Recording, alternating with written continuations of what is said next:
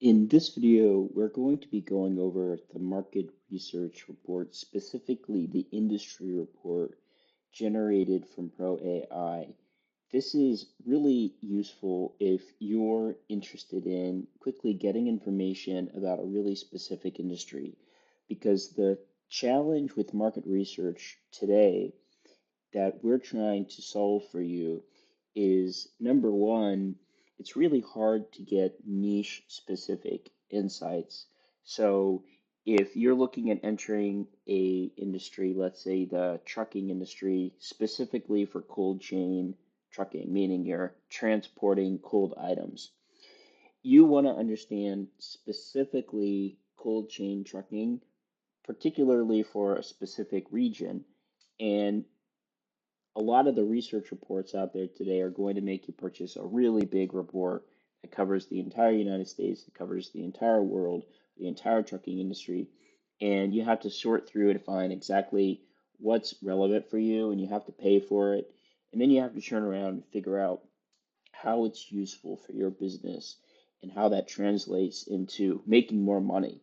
So this is ultimately designed to make it very simple for you to get the information that you need to grow your business, expand to new markets, or analyze opportunities.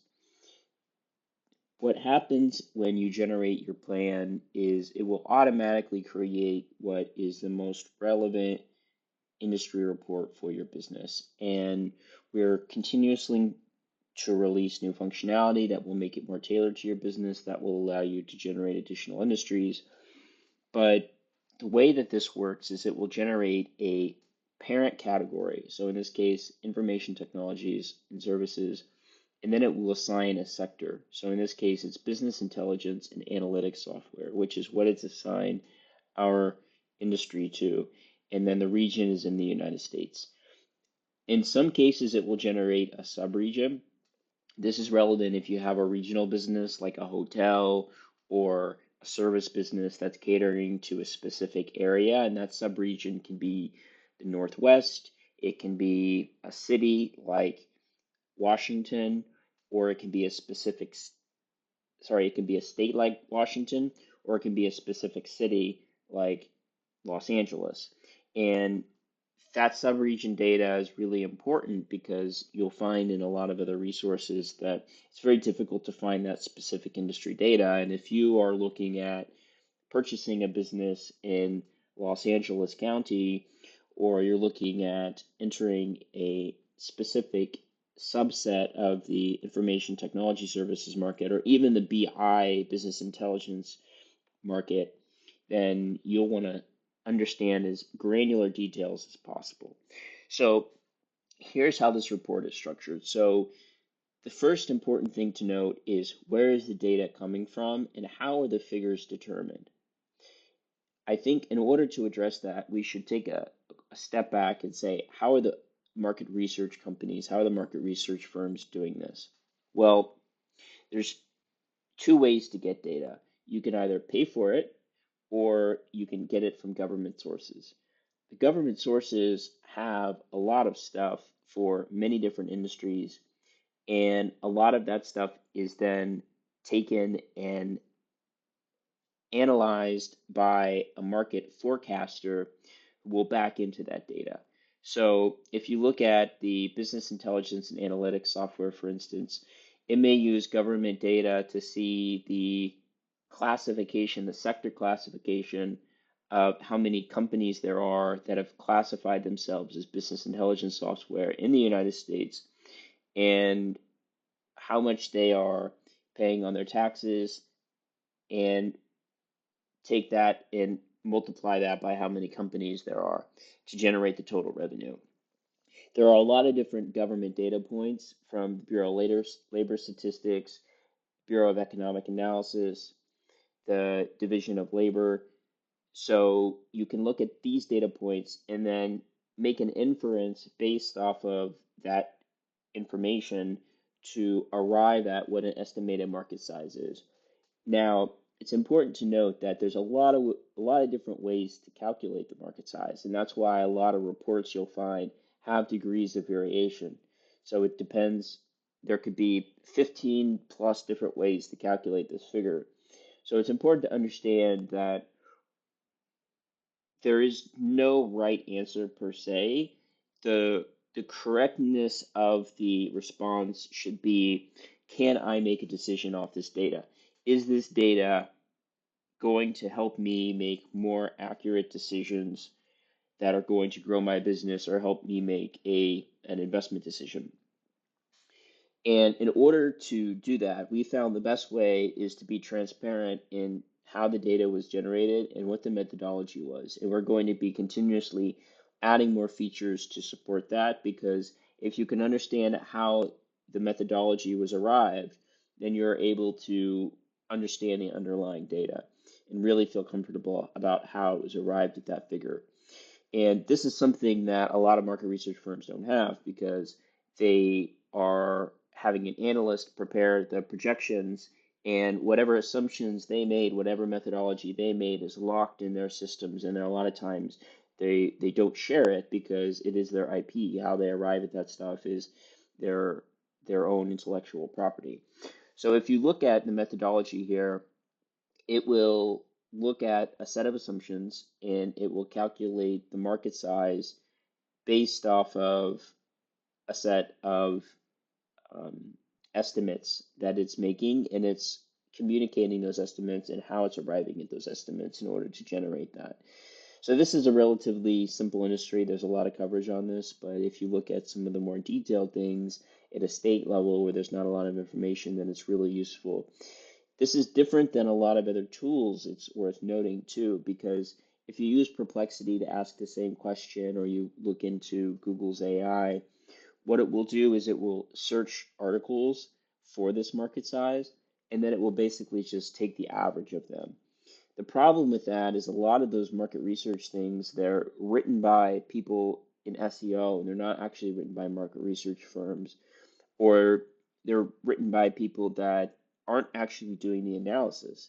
And that's why you'll notice a lot of them are actually published today in LinkedIn Pulse articles, because LinkedIn Pulse has a really good SEO value, but they're not actually generated. A lot of them are just generated through immediate prompt response. They're not filtering through data, they're not forming methodologies, they're not doing any of that. They're just taking information and then they're just estimating it out of thin air, essentially.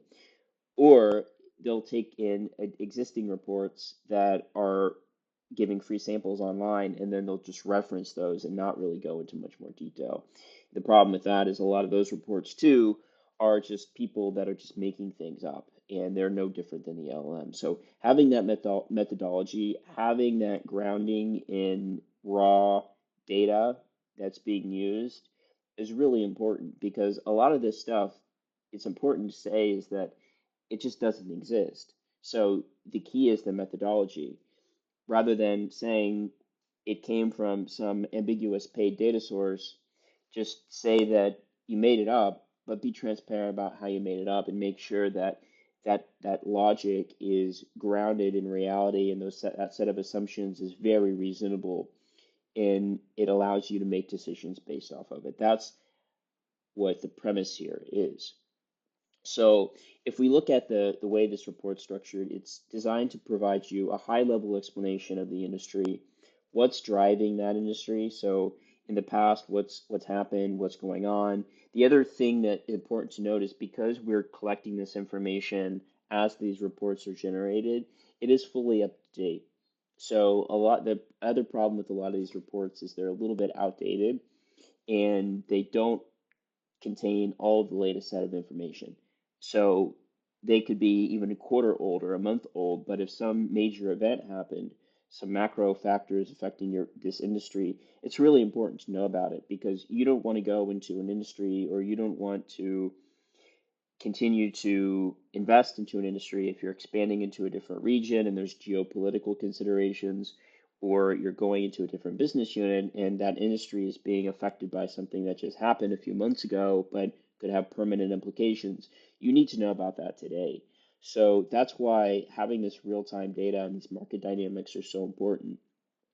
The other thing that is done is a market segmentation by vertical. So what this section is designed to do is it's forming a methodology based off of the information that it knows to try to estimate what the market share by sub-vertical is for the business intelligence software. So if you look at data visualization tools, predictive analytics, big data processing, and what these some examples of these companies are, this is what this market composition looks like. So around 22% of the business intelligence software is coming into data visualization tools. So that's things like Tableau.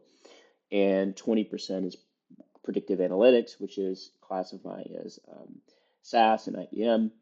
And this is important, I think, to understand because if you're looking at an industry that has a really skewed concentration towards a specific market share, it's important to consider that because you might look at some subsector of that subsector that could have could significantly contribute to that market size. So it's important to understand how that actual market size is being composed of by those different sub industries.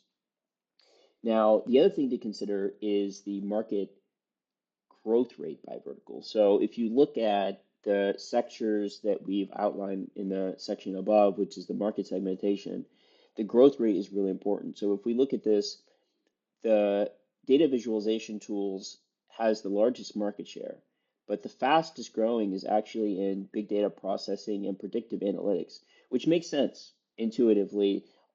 And you need to cross-reference these reports. Any report with your own intuition, your own experience, doesn't make sense. And if it doesn't make sense, then you can't really rely on it. If going through a report doesn't give you more clarification where all of your experiences fit in like a puzzle, it's probably not really accurate. So you should have a gut check. And it makes sense because predictive analytics is benefiting from AI, so we're going to see a higher growth rate. And if you're looking at a new industry and you're looking at entering an industry, launching a business unit, or you're considering between multiple business units, you might want to consider one dimension is what is the market share of that subsegment, and what is the growth rate of that subsegment? Because it could be a new subsegment that is creating a new opportunity in an emerging space, and there's not a lot of big players right now because oftentimes, if you look at the subsectors with the largest market share, a lot of times they're dominated by large players. Not all the time, but a lot of times. And you want to make sure that you're considering all of the factors. That may be what you're interested in. You may be interested in maintaining your market share, growing your market share in one of those subsectors. But it's important to consider that because if you need to consider the current state, but also the projected state. And other areas of this report are going to be able to support the reasoning for the, the reasoning behind these projections, which are all related to technological factors, economic factors, macro factors that are driving this industry. The other thing that is considered is the market segmentation by technographic. So this section kind of changes depending on the industry, but it really is focused on helping people consider digital transformation and remaining able digital transformation for more traditional industries, but for more tech-oriented industries, being able to really make sure that you are incorporating the latest technologies to serve your customer base. So an interesting dimension here is looking at the growth of AI-driven analytics and an interesting segment in self-service BI tools, which is a very small percentage of the market. A lot of them seem to be cloud-based solutions and on-premise solutions. And it's an interesting way to also think about what other technologies that you could be considering that could potentially allow you to diversify your income stream or ones that you might want to lean more into. But it's overall designed to make sure that you are considering the key technologies that are being used in and by your competitors. And what are the fastest growth? So on-premise is significant market share, and you look at that by itself, but it's actually declining pretty significantly. And the AI-driven solutions are really growing rapidly and forecasted to continue to grow. And it looks like the mobile and embedded solutions are also declining. So if I were a company in this space, I'd really probably want to double down on a cloud-based AI technology and making sure that we were really a strong competitor in that space, because it's generally better to be where the market is growing, and we want to lean into that growth as opposed to continue to fight it. Typically, every company is different, but typically that is something that we might want to consider, understanding where those key trends are. And it's really important that this is real time, up to date data, the latest information, because there could be a technological advancement affecting this industry that had come out in the past month or past quarter that is a new industry technographic that's introducing a new technology. It's growing faster than everything else.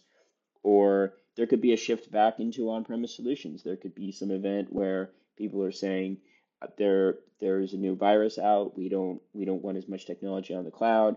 We want to keep it on premise, and that could spark a reemergence of growth in that subsector. Not would Definitely would not be the first time that happened. That's why having these reports being continuously generated, continuously reviewed every quarter, every year is really important, and also for the subsectors and the different regions you're interested in targeting. Now, if we look at the market segmentation by region, these are, something to consider. Is it's very difficult to be able to forecast a lot of this stuff and getting the data. You think about the larger the industry, the larger the more data points there are on a region, the more grounded it is in actual data. So if you're doing business intelligence software, it's going to be more grounded in hard data and hard facts, because there's a lot more data points. A lot of the companies are publicly traded. They have disclosures of their market activities in those regions. But if you look at a really specific industry like the tree trimming industry, then it's going to be almost impossible to get that data for every single country and get it reliably, because in some countries the government doesn't even report the data accurately. So it's really, and the way that it's classified can be different, can have some nuances in the way that what is considered a tree trimming business or not. And just those minor variations compounding create a tremendous amount of uncertainty. So the question when it comes to those really niche insights and things that are not um, more easy and obvious is how can we do it in a way that creates an overall snapshot to see what the market segmentation is by region and provide the rationale as to why that may be. So, and it makes sense. I mean, look at it again intuitively, it makes sense. Mostly Europe, North America, big professional services economies. Probably a lot of the BI tools are powering those companies, and some of the faster growing regions haven't quite all of the business haven't fully capitalized on digital transformation yet, are a little bit less market share because they haven't quite fully adopted them yet. So checking out that rationale, really understanding why that is, because you might look at Middle East and Africa and say, well, they only have 5% market share. It'd be a great opportunity for me to enter that market. You need to really understand why that is. And that could be key regulations that are preventing your competitors from expanding there. That could be key trends that are going on. It could be cultural preferences in some cases. So it's really understanding that rationale and how and why that market composition is the way that it is. And then coupling that with the next section, which is the estimated growth rate by region. And this is something that is following the same rationale as the prior section, and that rationale is kind of the explain methodology as to why that composition is the way that it is, so that you can understand the data and the reason it is demonstrating that, so that you can not only understand how it applies to your business and but also understand why it is that way, so you have a more deep level understanding of the dynamics at play. But if you look at the estimated annual growth rate by region, you'll see that Asia Pacific is and Latin America are some of the fastest growing regions. So if I were in the BI space and I would consider looking at and being aware of those opportunities. Expanding into a new country is quite challenging, but you can use some of the other Pro AI functionality to maybe brainstorm some ideas about how to do that and some regulations that you might want to be aware of or things that you need to consider in order to do that. So, customer insights section is something that is really designed to be a wild card in the data that it presents, in the sense that we have this section reserved for things that are important to understand that are quantifiable. And what are the key trends that are going on that are affecting the industry growth? So, if the industry is growing at 10% a year, what are some of the highlighted things that need to be understood that you should be aware of? And the first in this section is cloud-based BI adoption. It's saying cloud is growing. I think everyone kind of knows that. It's obvious, but in other sectors and other industries, it may be less obvious. A lot of times, it's very novel information that's really important to consider. And or if you're a legacy player and you have an on-premise solution, it just kind of reinforces the fact that you need to double down on your cloud-based solution. And the market share for AI-powered analytics growth. So we already kind of inferred this earlier on through our own analysis, but if it really is positioning it right there in front of you, saying, hey, these are the things you need to focus on. If you have a business intelligence solution, you should really be focusing on AI-powered analytics and cloud-based solutions. And again, these would be different. Maybe they're not actually in the report. They're different things that would be helpful to understand. But what are the key trends that are really important for a business to understand? And this section is really designed to say, hey, what are the strategic issues and recommendations for your business or for a specific business in this industry? What do you need to focus on in order to have success in this industry and have more success in this industry? And you may already know a lot of these things if you're in this industry, but a key consideration at play here is that, let's say that you're not expanding into a new country, a new business unit, looking at a different industry for an acquisition. Let's just say you're looking at doing a quarterly report for your business so you understand how to plan for next year. Well, it's really important because there's a lot of strategic issues that come up. There's a lot of things that happen that you may not consider affect your business. There could be a geopolitical issue in a foreign country where key suppliers made.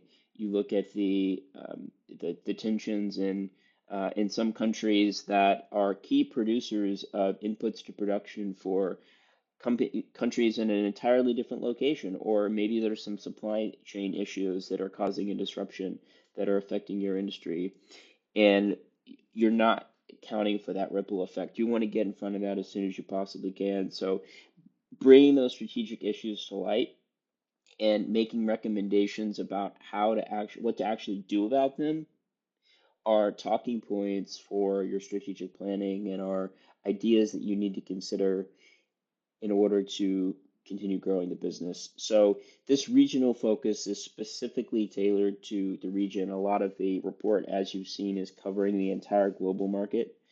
And a lot of people have asked us, well, we just want to report for United States, or we just want to report for New York City. Well, that's great, and that's what this section is for, is specifically what is the market share of that region and what is the growth rate of that region and what regional dynamics are going on that are causing that. And that's really helpful if you're running a brick and mortar business and you're looking at how the lodging industry is affecting a specific city in the United States or any city in the world for that matter. But it's important to put all that in a global context and all that in a macro context, because the region could be growing at 10%, but the industry could be growing at 1,000%. So it's actually a very slow growth region, or the market size is all concentrated in that specific region.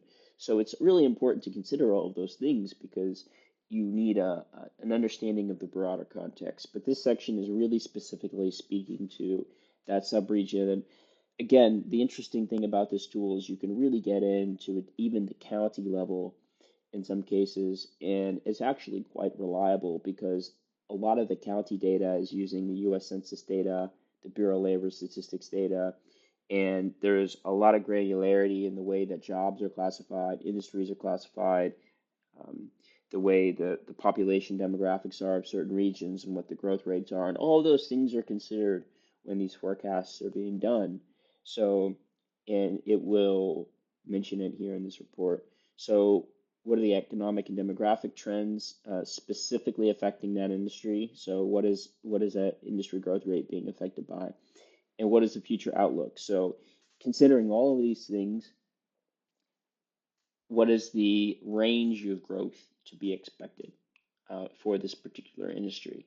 And sometimes it's not great, and sometimes it's very optimistic. And one thing that I've noticed about a lot of market research reports is they're way too optimistic. They show that the growth rate is unbelievably high. And I believe the reason they do that is because a lot of these reports are for people to show management, they're to show strategic partners, they're to show investors, hey, look how big is this industry, look how big it's growing. Nobody wants to be sold bad news. Our tool does not do that. It's specifically designed, and it took a lot of time to do this, to give people bad, unfortunate news. So the good news is a lot of industries are growing, they're just growing at GDP, which means that they're technically not growing, but some are shrinking, and or their growth rates are slowing. So it's important to really be transparent and consider this, and really consider the range of scenarios, and consider the underlying factors that are in the report that are contributing to this.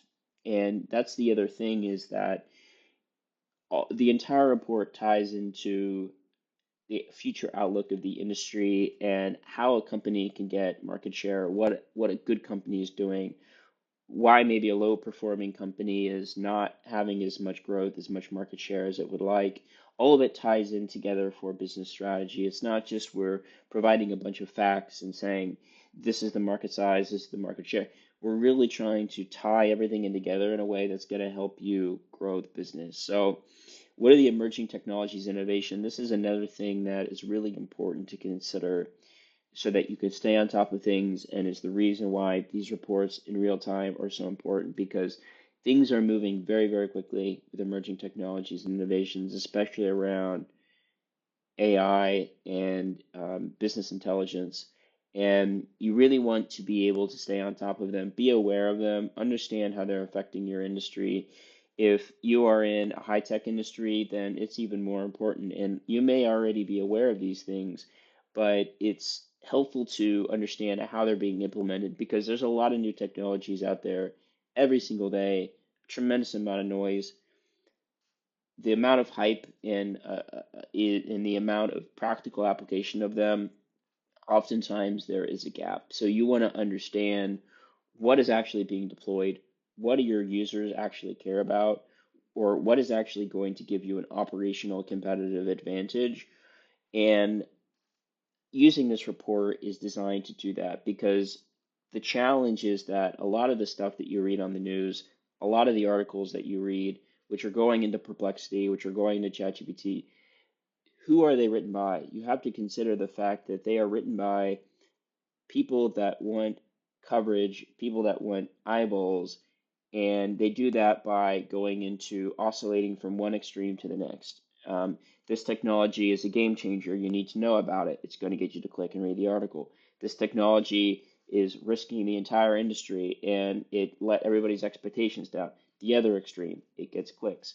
That is their goal. Their goal is not to inform you in almost every single case of mainstream media. So the other end of the spectrum is people that have an agenda. So they may have a data fabric technology, and they are wanting to persuade everybody how great data fabric technology is. And it could be a sponsored article, it could be a PR agency they've hired to find a way to persuade people of that technology. That is also not that is also biased.